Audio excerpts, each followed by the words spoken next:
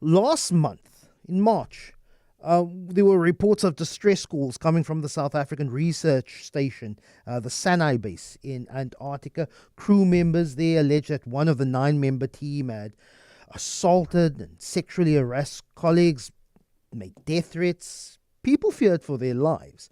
It raised into question just what is the mental state for people who live and work in incredibly isolated areas. The SANAE base is located some 170 kilometers inland from the ice shelf, and with winter approaching, it would only be towards the end of the year that those 9 members would be able to leave that base and come home. There are channels of communication, granted, with the outside world because of technology, but of course the harsh circumstances is something that not everyone is expected to cope with. But Lodrick Hlungwane is an electrical engineer who now lives and works here in Cape Town, originally from Limpopo, but was based at the SANAE base for 3 years. His original term was for 15 months. Lodrick Hlungwane joins me now on the line. Good morning, Lodrick. Really appreciate your time. Let us start with your career. You were an electrical engineer, but how were you selected to be part of a member of the crew at the SANAE base? Morning to everyone, and thanks for having me. Yeah, no, it was just a simple application to the Department of Environmental Affairs.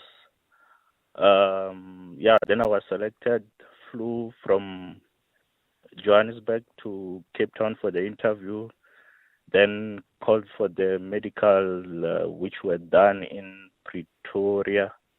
Then once I got the job, they flew me back again. Then, the rest is history, I guess. What were you told was going to be your duties? What were you told to prepare yourself for? And was there any form of psychological evaluation to see if you had the mental capacity to spend what would have been that time 15 months on an ice shelf with a small, close-knit group of people?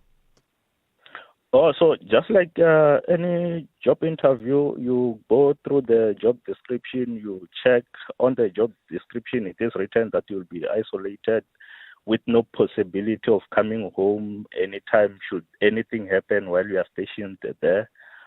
Then you get to, obviously, you might have done geography a bit, you know about Antarctica, but because you are interested in the job, you start researching more and more about Antarctica, what happens there. Then you'll be very surprised because you'll come across things like there's a certain season where it will be just daylight with no night. There will be a certain season where it will only be night and no daylight. Then there will be the normal day and night like here in South Africa. Then that becomes interesting. If you like challenges, obviously you'll be very excited to go and experience such stuff. But if you are like me from Limpopo, where your average temperature throughout the year goes around about 37 to 38, it becomes tricky now because you've never even felt a -3 degrees temperature there in Limpopo. Then it becomes a very big problem. But when I eventually got selected, there was no psychological test or whatever. It was just medical. Then you go to the I went straight to the ship. But what was if they hire you early, you could fly into Cape Town and stay in a hotel, integrate with the other team members. But mine, it was just a short notice, so I just went straight to the ship. I didn't even have the time to integrate with the other team through staying in the hotel and doing some psychological tests. When you got the job and you said, okay, you're initially going for 15 months, I'm sure that during the summer months, if there was an emergency, they could have been made a plan to evacuate people. But during the winter for 6 to 8 months, it was said there's absolutely no viable way of evacuating. Were you prepared for any eventuality, say there was a death in your family, for example, were you told, were you prepared, if that is in that space when it is winter in Antarctica, there's no way of evacuating, you would have to emotionally prepare yourself for that? Yeah, definitely. When I left home, I explained to everyone because I understood what was the job specs and what it meant if there's that period where we can't. There's nothing that can be done, even if my close relative passed away. So I explained to my whole family that once I take that ship and I go to Antarctica, at this period there's no chances of me coming back should anything happen to my family or anyone close to me. So I wouldn't want to speculate too much, but I will go on with what I have read in several reports, and also the Minister of Forestry, Fisheries and Environment, Dion George, interview that he had here on CapeTalk about the reports of violence, of harassment, even threats, and that SANAE base where our South African team members, they aren't able to leave. But what is the level of stress that you are prepared for? What are the guardrails if someone is not coping with the isolation, someone is not coping with the homesickness, or someone has a mental break that seems in being a danger to the colleagues there? What are the guardrails? There are two parts of it. When I went there, the psychological, we were not prepared. We didn't write any test to check if we are ready to stay in those conditions. But today, obviously, they have all those in place to make sure that all the team members go through those tests to see if they are fit to be in those places. But just like any other places, you do have disagreements. Here in Cape Town, if you work in the office, you will have those disagreements with your office colleagues. But there's a support base there, where a doctor will always be checking up on you if you are struggling with something. There's a 24-hour hospital that is open there. One of the team members, obviously, is the doctor that deals with the psychological part of things, and if the homesickness and everything. So that doctor is equipped with resolving those. But other than that, the crew, the department that is left in South Africa is open to assist in 24/7. So they are always checking up on us. They always make sure that if we have issues, we always have those weekly meetings and everything. So the support staff this side is always available to assist.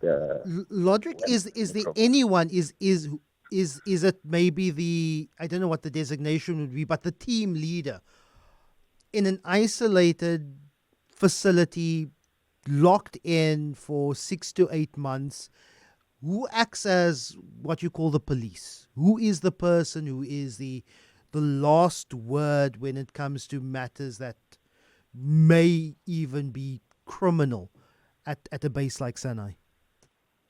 No, that's always up to the team leader and the deputy team leader.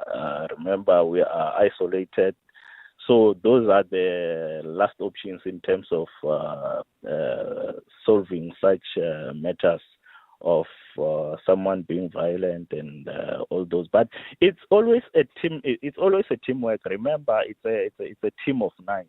Obviously, if you are trapped in an isolated area like that, you don't want anything that will turn into violence. So whoever is giving problems amongst the 9, the 8 will stand firm against that one particular person, because remember, you are in an isolated area that anything can happen if you don't work as a team.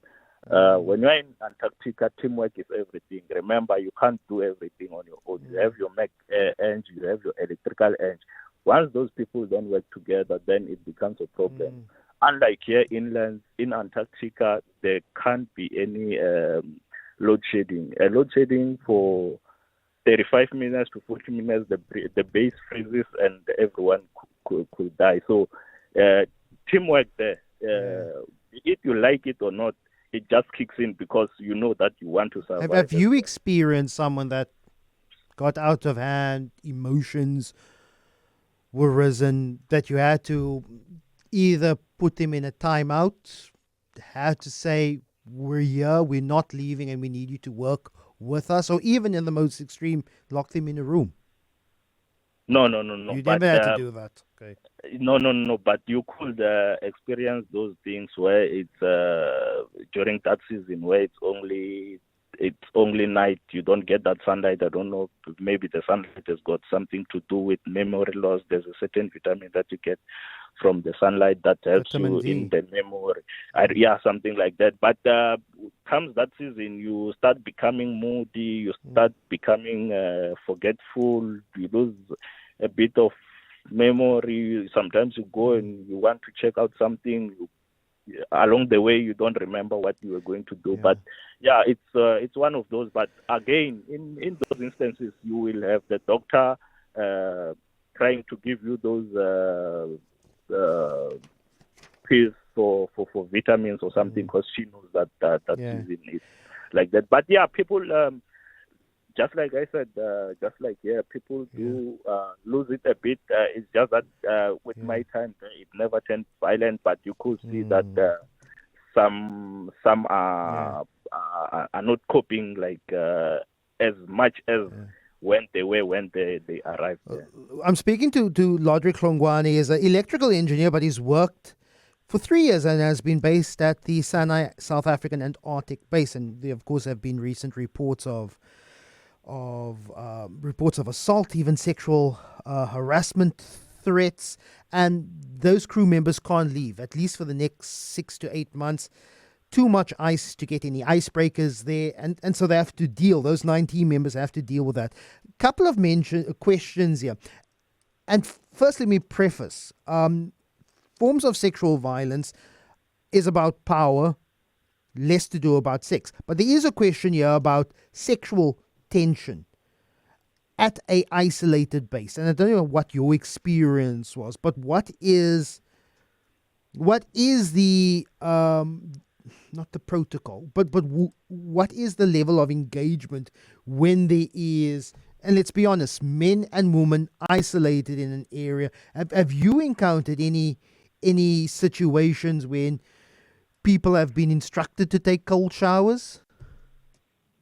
No. I've with my time there was no such thing. But it's just a norm when it comes to those sexual frustration and everything. Isolated for 3 years, for 15 months. Let's say there's only one woman or there's only 2 women. Then there's 7 males. You could understand that, at some point there will be those things where people are frustrated. Maybe some like a certain female. It won't be a good relationship should anything end up happening to two individuals who will date. The other one won't be comfortable or won't be as happy as the other ones. So it becomes a very big problem but you learn to deal with it. And you're professionals there. You're there as scientists and engineers. You understand. Come a Friday, 9 o'clock, I tell my team, I tell the 4 people who are on our team, Bruce, Grant, Mario, Elliot, I say, I don't want to hear from you till at least Sunday afternoon. Please, ek het genoeg. I'm done with you all. How do you step away when you're in an isolated setting, and do you have a special and private beside your own room? How do you get away from the people around you? Because you should be sick and tired of seeing certain people's faces. No. So what? From my experience, what I think worked for me is that's why I managed to stay another expedition without having to lose it, come back, and I believe I'm still okay, unless otherwise some people see me somehow. But engagement. You have to be a people's person. You must engage with people. On a Friday, if there's something at the bar, make sure you join people. The only problem is in an isolated environment like that, if you keep to yourself, then it becomes a very big problem. Yeah. So I was a people's person. Friday, Saturday, Sunday, I was always with the team. But other than that, the base is very big. It's not only your room. There's a gym, there's a bar, there's a games room, there's a cinema. So it's a base equipped with everything that can assist you. Yes. So what happened there is that we will have programs like on a Friday night there was a movie night, on a Saturday there was a party. You understand? So that we kept each other company, so that we don't get too isolated to be thinking too much. Fascinating. But Lodrick, I have to leave it there. Thank you so much. An electrical engineer who spent 3 years at the SANAE base. We're still waiting for more detailed reports on just what the conditions of the 9 crew members currently at the base after reports of violence. There are threats of violence.